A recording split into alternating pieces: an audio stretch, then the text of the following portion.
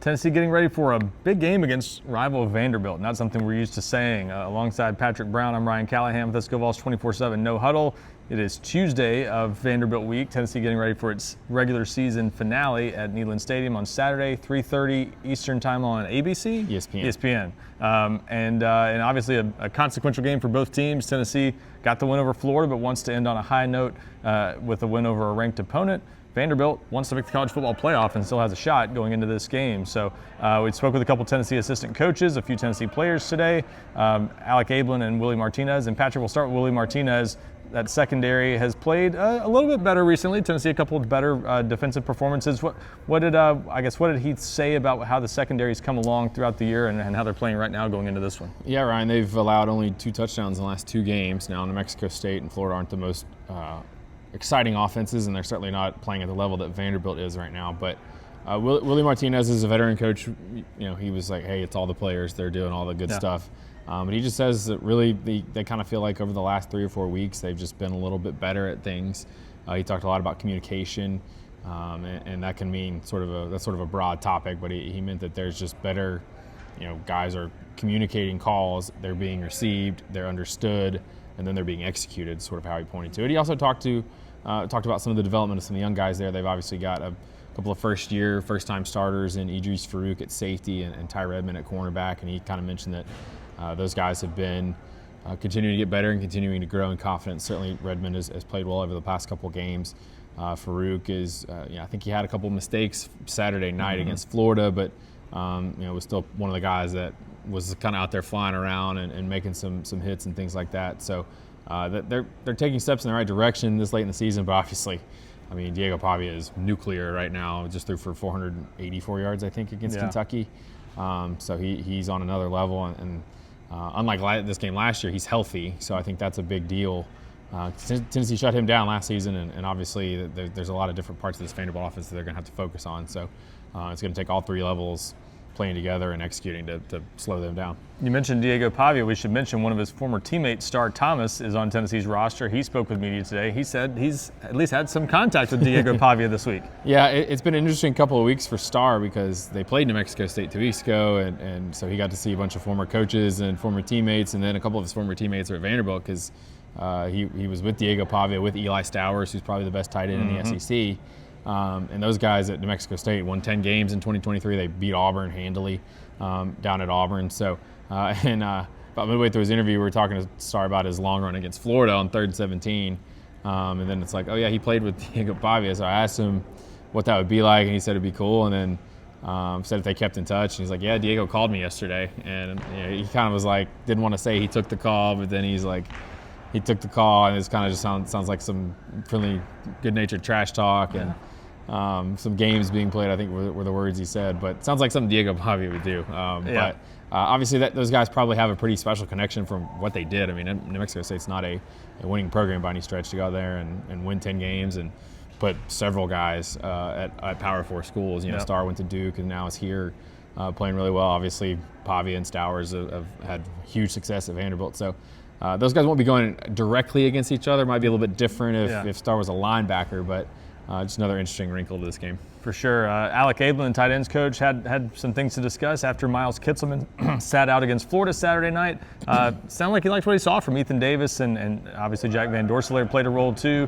And DaSaahn Brame, not necessarily part of the picture, but got some playing time as well as more of a receiver. But what do you think of how they performed in game 1 without Kitselman? Well, Abeln got a little emotional talking about Miles Kitselman. Obviously, he's been an influential player in this program for the past 2 years and has made quite an impact on Abeln as a young coach the past 2 years to kind of watch him come in and do what he's done. But he talked about Ethan Davis and certainly praised him for the athleticism he showed as a pass catcher. Did mention that he did give up the sack fumble that Tennessee was fortunate to recover. Said that was a day 1 fundamental breakdown there. That so that's good as a coach. You have a guy that plays a great game, has continued to play great since he got back from injury, and you still have a coaching point to sort of drill him with this week. But it was interesting listening to him talk about Brame, who's kind of been more of a receiver lately. I mean, he was going through stretch with the wideouts before the game on Saturday night and played all of his snaps in the slot. I think he only played 8, but had a nice catch on the screen and just did something after. I think from what Abeln was saying, long-term plan is still to play him at tight end. I think that's probably going to need to include an offseason of weight room growth. He didn't really have that. I think he had a shoulder deal earlier this offseason, something he came in from high school with. So they're kind of just using his skill set to sort of plug a depth spot right now, sort of behind Braylon Staley. And also probably get him on the field and get him on the field because I mean he's got some talent, but I still think long term they view him as part of the tight end room. Yep, that's an interesting situation there, but certainly a guy Tennessee does not want to lose. And come portal season, I'm sure a guy that would intrigue some teams that would be interested if he was frustrated at all. So probably a lot of guys on this roster would be intriguing.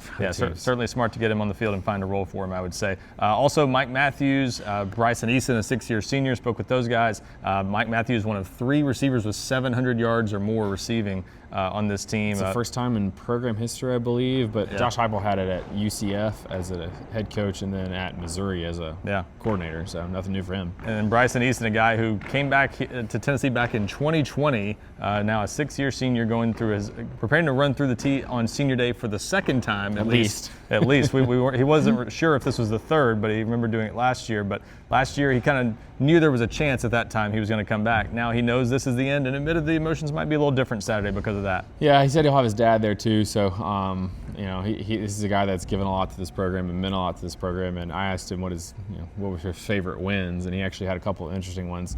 I think the obvious one for anyone that was on that team and anyone that was there will be the Alabama game in 2022. He was like, just look at the team they had. They had Bryce Young, they had Jahmyr Gibbs, Nick Saban was the coach. Just pretty easy pick for him. But his second one was interesting. It was the Texas A&M game in 2023, which a lot of people remember as just an ugly rock fight of a game. But as a defensive guy, you love a game like that you win, 20-13, that you have to make all the stops. And I think they won that game with that was a D. Williams punt return touchdown game, but the defense had to really step up and win that one. So that was an interesting choice. But yeah, a guy that's, Josh Heupel talked a little bit about him yesterday. Just those guys, him and Dominic Bailey both came in together.